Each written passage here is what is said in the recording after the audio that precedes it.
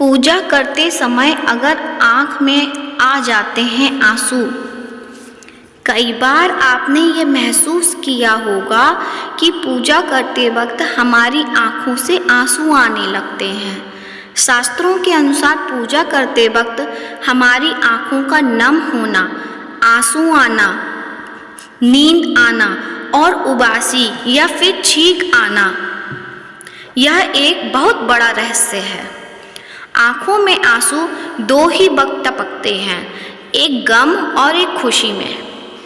वैसे तो आँखों में एलर्जी और जुखाम वगैरह से भी आँखों से आंसू आने लगते हैं, लेकिन क्या आप जानते हैं पूजा करते वक्त आँखों से आंसू निकलने के पीछे कई रहस्य छिपे हैं।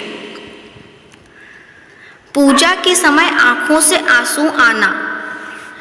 कई बार आपने ये महसूस किया होगा कि पूजा करते वक्त हमारी आँखों से आंसू आने लगते हैं।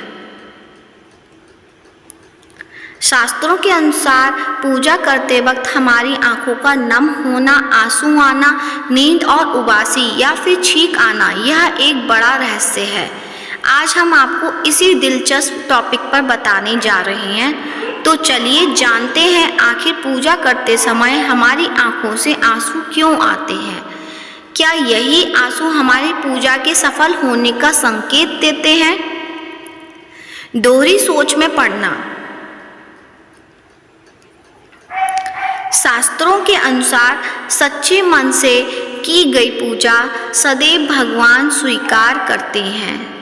यदि किसी व्यक्ति को पूजा करते समय उबासी या नींद आती है, तो इसका अर्थ है कि उस व्यक्ति के मन में दोहरी विचारधारा सक्रिय है।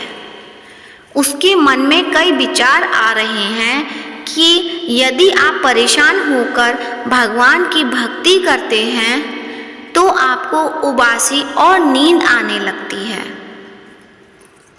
अब जानते हैं ईश्वर देते हैं संकेत।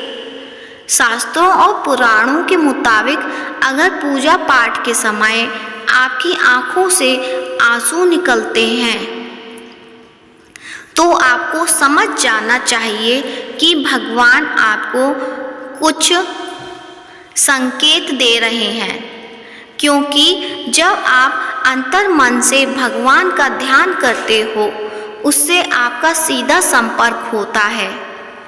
शास्त्रों और पुराणों में ये बताया गया है कि अगर पूजा पाठ करते समय आपकी आँखों से आंसू निकल आते हैं तो आपको समझना चाहिए कि कोई ईश्वरीय शक्ति आपको कुछ संकेत दे रही है।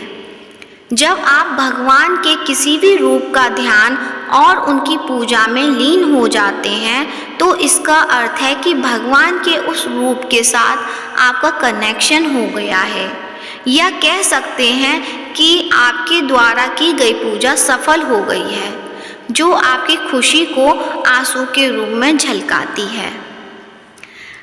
अब जानते हैं नकारात्मकता का होना।